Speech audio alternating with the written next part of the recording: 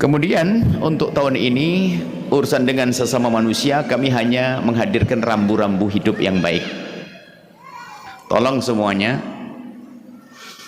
kita perlu generasi-generasi yang sehat di dalam jasadnya, tubuhnya, mentalnya.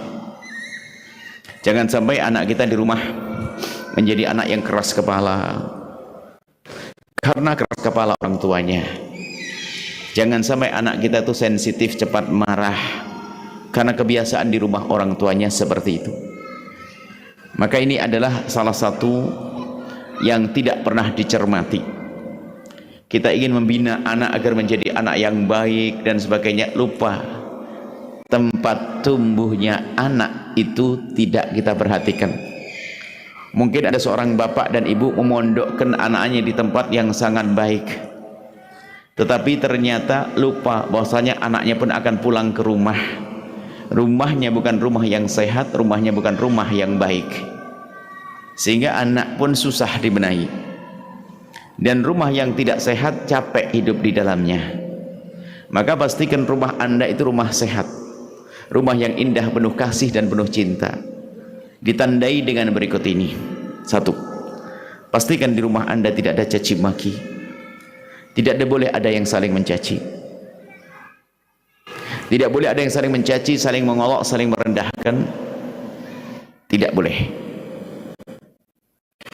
Merendahkan, naudzubillah. Kalau ini merusak suasana. Seorang suami yang direndahkan oleh seorang istri, muncul emosi amarah. Dia akan mencari kesalahan istrinya untuk dibalas, untuk bisa membalas, untuk merendahkannya, atau paling tidak untuk membela diri lalu berkata kamu juga.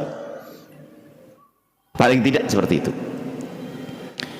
Kemudian efek buruknya kepada sang anak, jika seorang suami merendahkan istrinya di depan anaknya, kalau memang istrinya perempuan rendah, kotor, jelek, layak untuk dicaci misalnya, anggap saja, maka sesungguhnya itu telah meracuni sang anak, karena sang anak setelah itu akan benci kepada ibunya. Berarti anak ini sudah bakat masuk neraka dengan benci kepada ibunya. Kalau sebaliknya, ibunya baik, cuman bapaknya saya nggak benar, suka mencaci, suka mengolok, suka merendahkan sang ayah ini.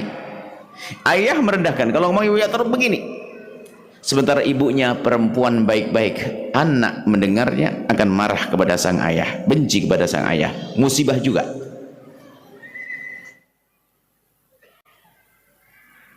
Jangan biasa merendahkan. Ini adalah orang yang bodoh tentang cinta, bodoh tentang keindahan, bodoh tentang cinta, bodoh tentang keindahan. Mulai kapan mencaci itu menumbuhkan cinta? Mulai kapan merendahkan itu menumbuhkan cinta? Hanya karena kesombongan. Dan kalau sudah sombong dalam rumah tangga gak bisa dibenahi. Ini nasihat ini gak akan berguna bagi si sombong. Gak pernah merasa bersalah, nyalain pasangannya tok bisanya. Tidak pernah koreksi diri, pandainya menyalahkan pasangan-pasangan. Masya Allah. Jika di rumah ada orang seperti itu, egois, rumah tangga susah dibenahi. Yang ada di dalamnya orang menjalani hidup dengan terpaksa karena sudah terlanjur punya anak 11. Mau apa lagi gitu? Tidak menemukan keindahan, capek. Hanya tumpuan harapannya nanti saya sama anak saja deh, tapi sama suaminya tidak pernah rindu, sama istrinya nggak pernah rindu. Dan ternyata anaknya pun pulang dari Surabaya ke Jakarta bukan karena rindu bapaknya atau ibunya, hanya pengen ngambil duit kuliah saja. Tidak ada keindahan. Lihat, bodoh orang yang menjalani hidup dengan cara semacam itu. Tidak boleh ada caci maki, tidak boleh ada yang merendahkan.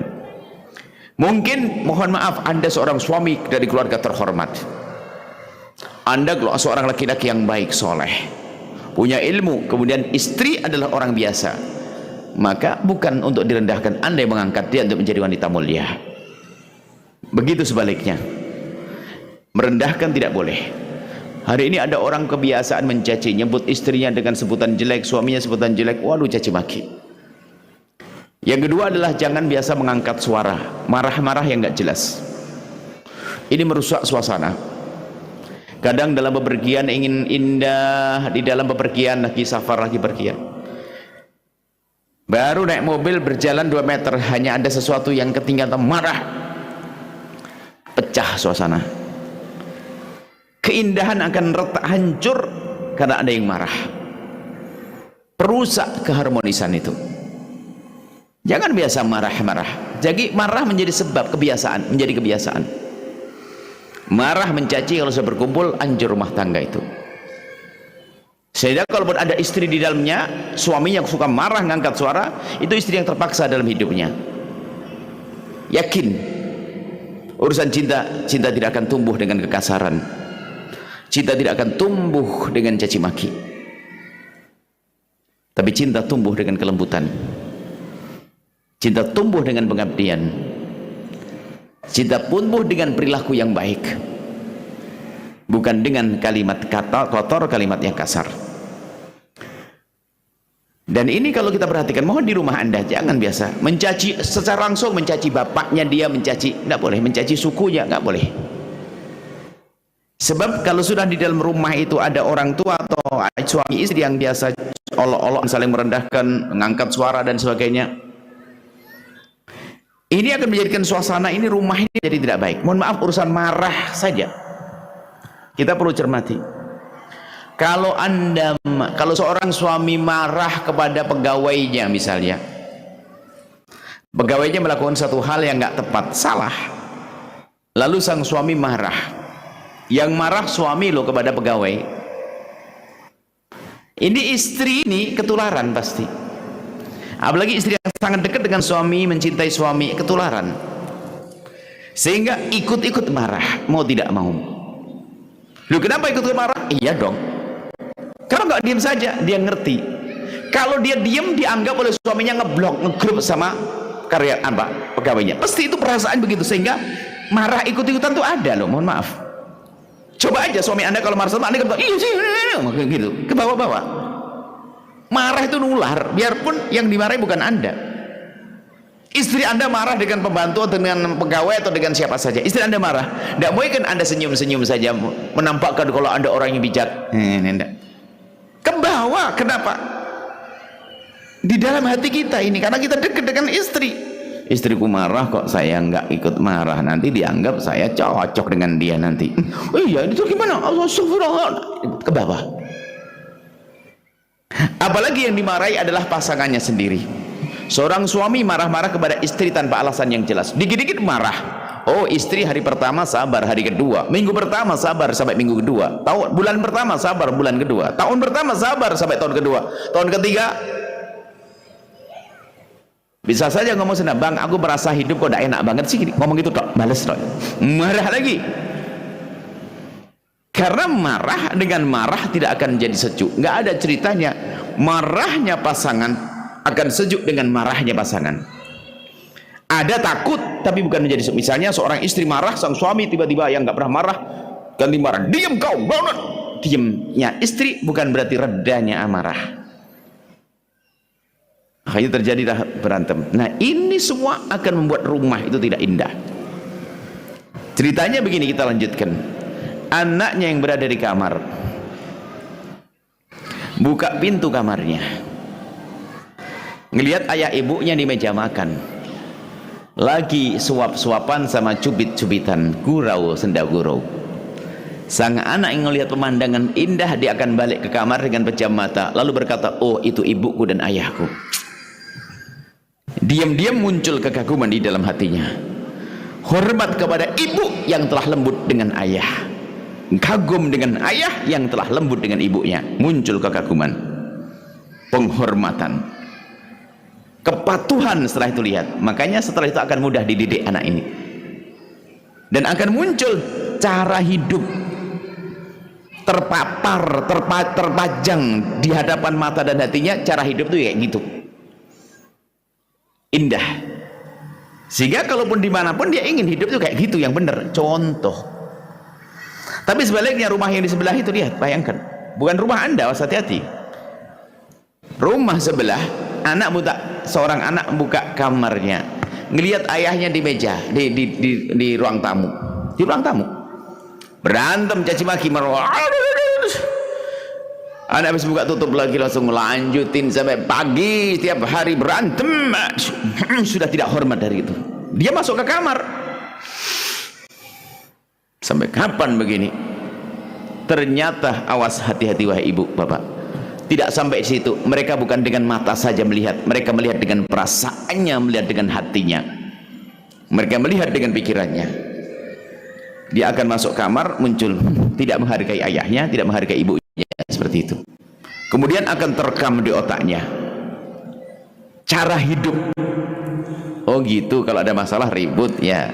Ini biarpun tidak diucapkan, langsung otomatis di otaknya dia. Sehingga nanti kalau anak itu di sekolah punya masalah dengan temannya, ya berantem. Karena gaya hidupnya memang begitu. Sehingga kalau kita menemukan di sebuah sekolahan tiba-tiba berantem, sekolah ini sekolah itu, jangan disalahkan. Oh, lingkungan enggak benar.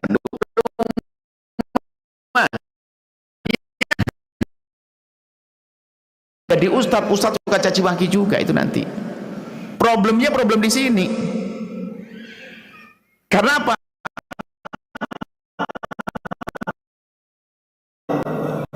Contoh yang sudah terekam di otaknya,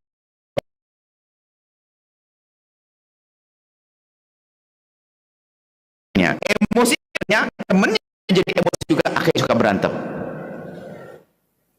Belum lagi nanti kita lanjutkan di saat mereka menikah.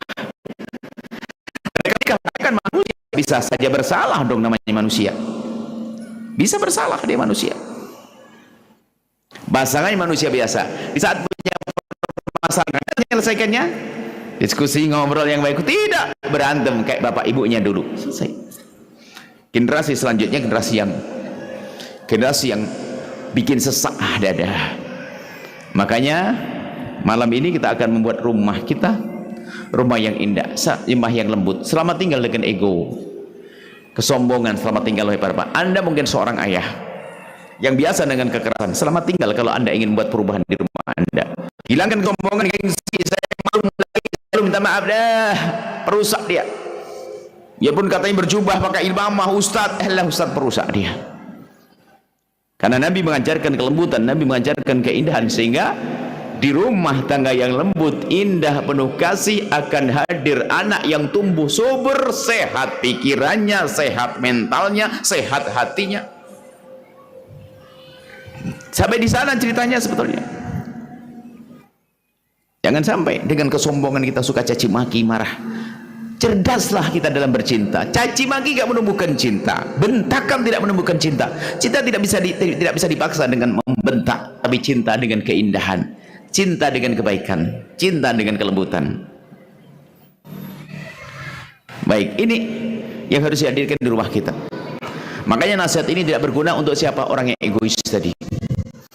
Pertama, orang egois. Dua, orang yang nggak bisa ngambil faedah dari ilmu seperti ini. Satu, orang egois, pandainya hanya menyalahkan pasangannya, dia tidak pernah merasa bersalah, tidak pernah merasa bersalah. Yang kedua adalah orang yang nggak bisa benar. Yang kedua adalah orang yang menyerah dengan watak jeleknya. Memang aku dari sononya begini, kamu kan tahu, saya kan suku, nyebut sukunya lagi, suku Jawa kayak Sunda kayak Batak kayak, saya kan orang menisbatkan sukumu, kalau saya suku Jawa, Sunda, saya kan suku Batak misalnya. Saya, siapa bilang orang Batak, orang Sumatera kasar? Saya banyak kok yang Sumatera, lembut-lembut banyak kok. Yang jelek kan Anda saja, kenapa bawa satu kampung? Kan gitu loh. Ini kan jadi masalah, cari pembenar. Ayo, orang Jawa ada kasar, ada lembut. Orang Madura ada yang kasar, ada lembut. Karena dalam hidupnya tadi itu. Jadi orang yang menyalahkan, yang tidak mau insyaf, menyerah dengan watak yang jeleknya. Atau yang lain lagi, saya ini zaman ini yang perlu kita ungkap hari ini, menyerah dengan penyakit mentalnya. Aku kan kena mental, kamu harus tahu diri dong, kamu harus ngerti aku dong. Dulu kan seolah orang kena mental sayang, ya betul. Orang punya sakit mental harus disayang, dituntun untuk bisa sembuh.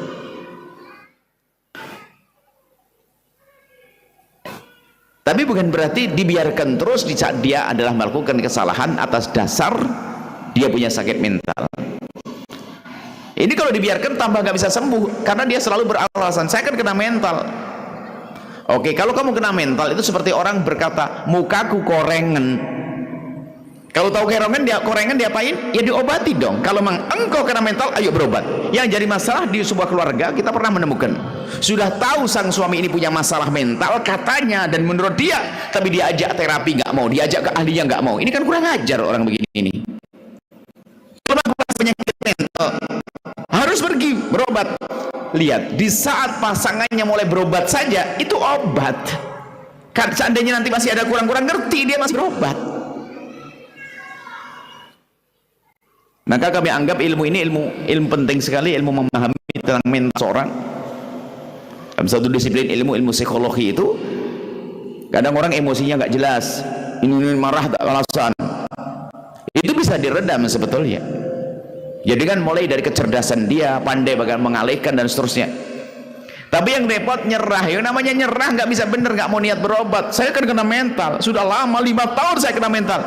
Ya kalau sudah 5 tahun masa dibiarkan ada orang punya koreng di mukanya. Aku punya koreng tapi aku sayang, jangan diobati. Nggak ada, itu orang gila.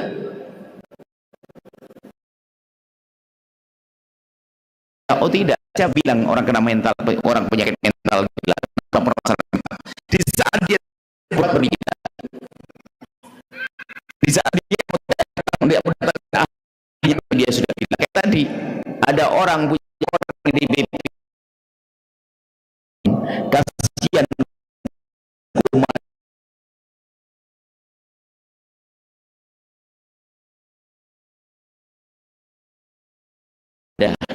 Di antara kita ini yang punya emosi yang tidak stabil, tiba-tiba marah tidak jelas, berarti Anda punya permasalahan dengan diri Anda sendiri. Datanglah kepada ahlinya biar dibantu bagaimana Anda menyikapi diri Anda sendiri yang punya permasalahan. Jangan sampai penyakit mental ada pada seorang ayah, lalu dia tidak berusaha untuk berobat, yang di kiri kanannya kemudian juga akhirnya kena mental juga, emosinya juga nular, sehingga rumah menjadi rumah yang penuh dengan emosi. Anaknya pun juga demikian. Wah, ini keluarga perang nih, keluarga ribut, kurang lebih seperti itu. Kemudian selanjutnya, di dalam rumah Anda, kami ingatkan kepada siapapun, pastikan Anda biasa hadir bersama keluarga.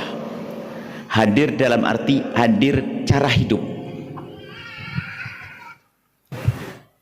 hadir dalam kehidupan anak-anak kita. Mungkin Anda ketemu dengan anak Anda itu sebulan sekali karena dia kuliah, kerja seminggu sekali, pulang Jakarta, Tangerang. Oke.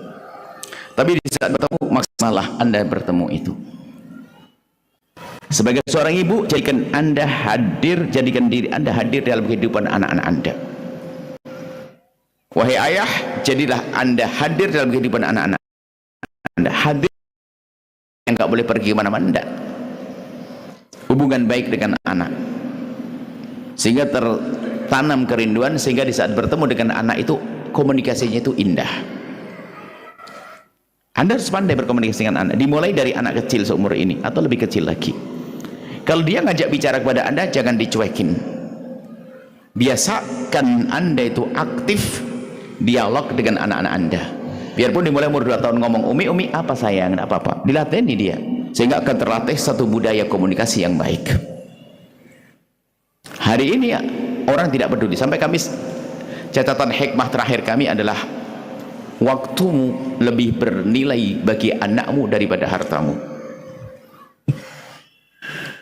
Waktumu. Ada seorang anak itu mengadu ke ayahnya aja, langsung ayah bilang, sana sama mama sih, sudah, tidak usah ke saya, sana. Mau ngomong saja susahnya setengah mati. Apalagi ayah yang kena mental nggak mau berobat, atau yang punya permasalahan yang pertama tadi. Lihat, sampai ada seorang istri itu ngomong ke suaminya begini, takut, kok ada ngomong ngusulkan warna cat saja nggak berani kepada suaminya. Sudah begitu gimana Anda punya anak 9 tuh? Kan aneh banget itu. Mesranya bagaimana? Kok orang gila banget ini. Ngomong sama suami saja nggak bisa. Aneh. Usul saja nggak berani. Memang suami itu monster atau bagaimana? Sebab jelek itu akan rasa takut hidup ini. Kelihatannya patuh tapi bukan dengan indah. Gambarannya begini loh ya. Coba. Kalau tadi kan anak buka pintu, ini ada sahabat, laki perempuan dengan perempuan bersahabat, menikah, rupanya suaminya akhirnya jadi sahabat juga, perumahan jejer rumahnya, kebetulan kerja di kantor yang sama, akhirnya yaudah lah motornya satu aja deh, boncengan biar ngirit. Setiap mau pulang, tak taunya pas mau pulang itu sang suami nelpon istrinya, sang suami satu nelpon istrinya, ngasih tahu kalau 1 jam lagi nyampe. Karena waktunya sama, tanpa sengaja terlihat sang istri tiba-tiba keluar membawa motor masing-masing, memotor, mau pergi ke warung, ke pasar. Istri seorang perempuan yang pertama di rumah ditanya, mau kemana? Mau ke pasar. Ngapain? Aduh, beliin ada makanan kesenangan suamiku, takut keburu habis nih. Ngebut lagi, takut keburu habis. Ingin membelikan makan kesukaan dengan suaminya dengan penuh riang dia, takut keburu habis. Ya mohon maaf ya Bu ya, ngebut dia. Yang satu juga naik motor ngebut, ditanya, ibu mau kemana kok ngebut banget? Bentar lagi suamiku datang, aku tadi rewet dan ini tinggal lupa beli ini. Beda. Rupanya yang satu itu dengan penuh cinta pergi ke pasar, yang satu dengan takut di saat pergi ke pasar. Beda rasanya. Loh, hidup tuh nggak boleh serem-serem begitu. Kadang kita sering guyonan sama Ustadz. Ustadz tuh hanya di mimbar saja. Di mimbar ya ngomong hak batil ya di mimbar. Di kamar bukan Ustadz lagi. Ustadz di kamar langsung assalamualaikum, mohon maaf istriku, abah membaca doa juz lagi ya. Nah, ada itu aja. Ustadz harus usil dong. Para ustadz harus usil, indah rumah tangga. Baik. Nah, ini gambaran hidup tuh begitu. Jangan sampai Anda itu jadi monster bagi suami Anda. Sampai suami ngomong, aduh udah diam daripada dicemberutin sebulan. Karena ada model hidup yang tidak indah itu. Mematahkan semangat istri untuk mengingatkan. Suami kalau diingatkan sama istri langsung mukul meja, diam kau.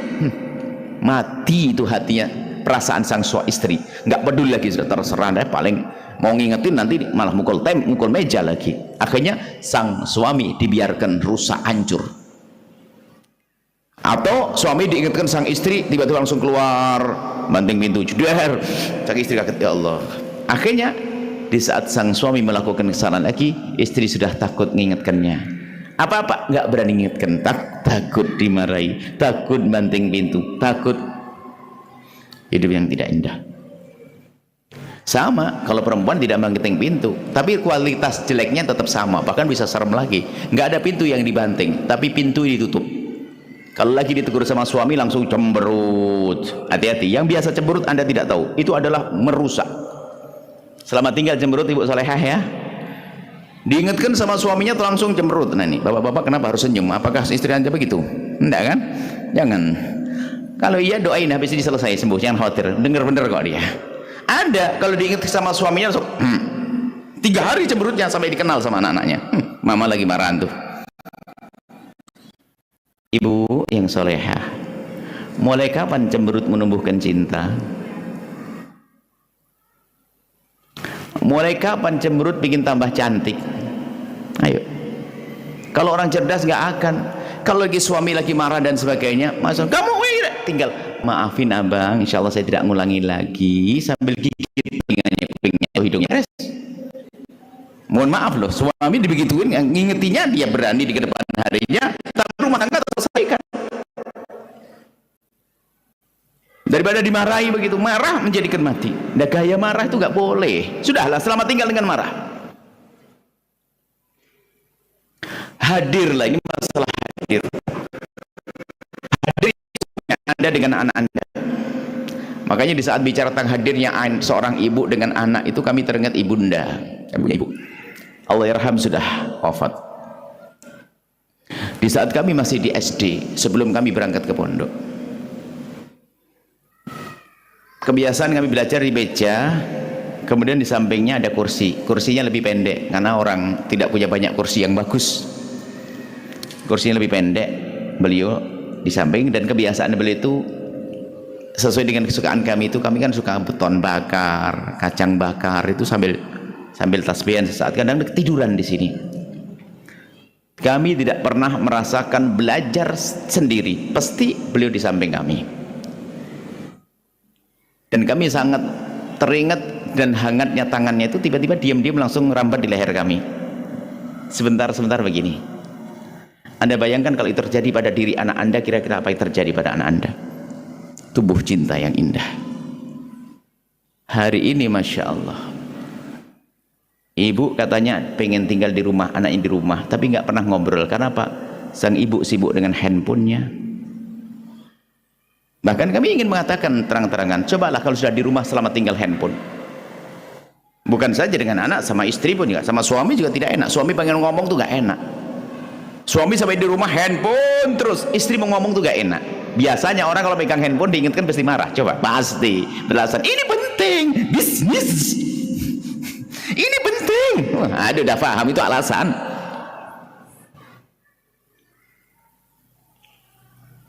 Sehingga kelihatannya kumpul anak di rumah, tatanya anaknya masuk kamar main handphone, ayahnya di pojok main handphone, istri di pojok. Mana ada keindahan? Ayo, Anda harus sadar kalau itu gak baik. Dan masuk anak-anak kita hari ini, coba Anda pun merasa kesulitan mengingatkan anak, ngobrol dengan anak. Kenapa? Kalau sudah dia megang handphone, boro-boro anak ambil, berantem dia. Masya Allah. Karena apa? Budaya di rumah sudah rusak. Perlu kita buat budaya baru hari ini. Makanya dalam urusan begini kami teringat catatan seorang wanita tidak beriman, wanita Amerika, bukan seorang muslim, tapi peka bahwasanya handphone ini sangat mengganggu. Dia mengatakan, kalau bahasa kita, kamu janganlah ngasih handphone kepada anakmu. Kamu tidak sadar bahwasanya handphone yang keberikan kepada anakmu itu menjauhkan anakmu yang seolah-olah dekat tapi sungguhnya jadi jauh. Duduk berdampingan tapi nggak sambung. Belum lagi hal-hal yang membahayakan di sebalik handphone ini. Maka ini kata orang, dan kami masih teringat betul, padahal kita baca ini adalah 9 tahun yang lalu kita baca, atau mungkin 10. Sudah lama sekali kita bacanya. Maka kalau engkau ingin beli handphone untuk anak Anda, bikinlah sebuah kesepakatan. Jujur, kalau anak-anak diajak bersepakat dari awal itu lebih mudah daripada di saat dia sudah senang lalu Anda cabut. Nggak bisa. Kesepakatan, sayang, umi, dedek pengen handphone nih, mau sambil ini handphone. Oke, tapi dengan beberapa catatan, sayang ya. Sepakat. Kalau sepakat, umi belikan. Ini orang Amerika. Jika engkau ingin belikan handphone anakmu, tolong bikin catatan. Paling tidak 10 hal berikut ini. 10 dia membuat catatan. Yang pertama, catatannya, handphone ini handphonenya mama, bukan handphone kamu. Yang kedua, handphone tidak boleh pakai pin. Yang ketiga, tidak boleh ada yang dihapus. Yang keempat, sampai di rumah handphone diletakkan di tempat yang umi bisa ngambil sewaktu-waktu dan kau bisa ambil sewaktu-waktu. Yang kelima, handphone tidak boleh digunakan di rumah kecuali ada kesepakatan untuk kepentingan, dan ngomong dulu dong kalau bisa. Nggak ada setelah itu didekemin begini setiap hari. Hari ini anaknya ngedem sampai matanya terakum gara-gara ibunya yang ngasih handphone. Ini kan perlu kesadaran. Memang Anda tidak bisa merubah hari ini, tapi paling tidak Anda mulai melangkah menuju perubahan. Jika anak yang pertama susah, tapi paling tidak anak kedua boleh. Anak pertama, kedua susah, paling tidak anak ketiga. Yang penting Anda jangan menyerah gitu loh. Kelihatannya kumpul di rumah tapi tidak pernah ngobrol. Jangankan, makanya suami istri apalagi. Kita pernah suatu kali di bandara, sudah kita terlambat 2 jam, dikitele lagi 4 jam di bandara. Kita baca, kita ini depan kami ada suami istri, 4 jam nggak pernah ada suaranya, nggak ada obrolan, masing-masing miring sini main handphone masing-masing. Ajib. Begitulah hidup di zaman sekarang itu. Handphone itu kan seharusnya itu untuk mengurangi kesibukan kita, sehingga tinggal pesen, nggak usah pergi ke sana. Handphone mengurangi kesibukan kita, kan begitu aslinya. Tapi hari ini handphone telah berubah menjadi kita semakin sibuk. Anda harus sadar makna ini, khususnya di rumah. Tolonglah wahai para suami, selama tinggal handphone selagi di rumah, jujur ini kami rindu Anda itu bisa ngobrol yang indah dengan istri Anda. Para istri, tolonglah. Na'udzubillah, apalagi sampai nonton yang tidak-tidak, na'udzubillah. Oh, kami nggak nonton, enggak ya, tapi ngajari belanja yang nggak bener itu kan. Akhirnya tiap hari lihat apa itu kan, ada dagangan yang dipamerkan lewat cara jual online. Ibu-ibu baru bangun tidur, lihat itu apa namanya, apa pipi apa itu apa, paham ya, tahu ibu ya.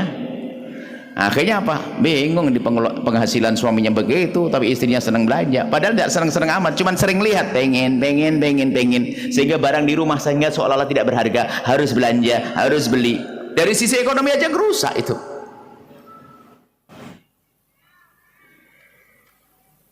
Sampai guyonan ibu-ibu solehah suatu ketika setelah ngerti begitu, biarpun dia sendiri masih belum bisa dengan handphone, Anda punya anak laki-laki, kalau punya mantu apa syaratnya? Syaratnya mantuku tidak boleh main handphone. Wah, cakep itu ya. Karena apa? Bukan masalah tidak boleh, sudah salah menggunakan sehingga tidak terbangun komunikasi. Itu maksud kami adalah bukan Anda tidak main handphone bareng. Ini komunikasi zaman sekarang iya. Tapi ayo di saat berada di rumah, maksimallah Anda dengan pasangan. Masih banyak yang kita obrol tentang masa depan anak-anak kita, tentang keindahan, tentang rembulan, tentang pohon yang rindang, kan boleh saja. Tentang angin sepoi-sepoi, kan boleh. Tanyakan pohon di belakang rumahmu itu, apakah dia pernah dengar bisikan mesramu kepada suamimu, wahai istri? Kan kita perlu buat suasana dengan anak, ngedartikan di bawah pohon, minum teh, ayo sayang sini, ayo. Semuanya sibuk dengan handphone. Sengaja kami tekankan di sini apa? Ada satu orang kelihatannya di rumah semua, anaknya mondok juga tidak, sekolah jauh tidak, di rumah tapi sibuk dengan alat elektroniknya ini. Mana terbangun keindahan setelah itu? Mana terbangun kebahagiaan? Nah, ini adalah nasihat cinta untuk kami hari ini. Kemudian ini jadi hadirlah Anda dalam kehidupan anak-anak Anda. Senanglah Anda berkomunikasi dengan anak kecil, dimulai kecil, diajak ngobrol. Kalau dia pengen ngomong didengar, umi apa sayang? Ada bukan dengan wajah Anda, apa yuk ngomong ya, oh gitu ya, disambut. Coba, jika ini gaya hidup ini ada di rumah Anda, mana mungkin anak jauh dari Anda? Nggak mungkin dia terpesona dengan kawannya lalu menjadi orang brutal. Tidak, karena Anda benar. Gimana dia tidak berkawan dengan temannya di Gardu di sana? Kenapa? Uminya jarang ngobrol, ayahnya marah-marah,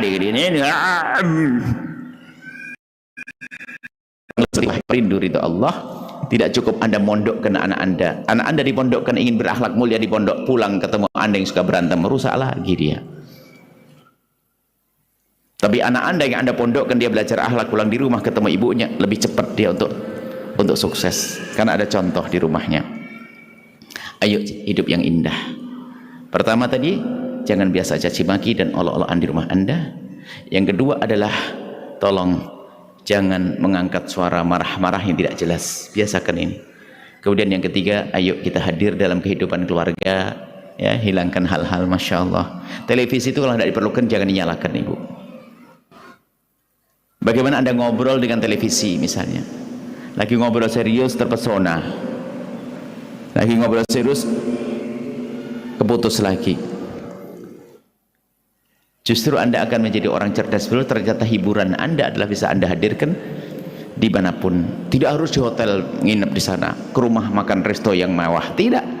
Tadi bisa kita contohkan, Anda bisa ngedartikan di belakang rumah, di bawah pohon itu Anda bisa bercerita tentang keindahan seindah-indahnya. Kurang lebih seperti itu.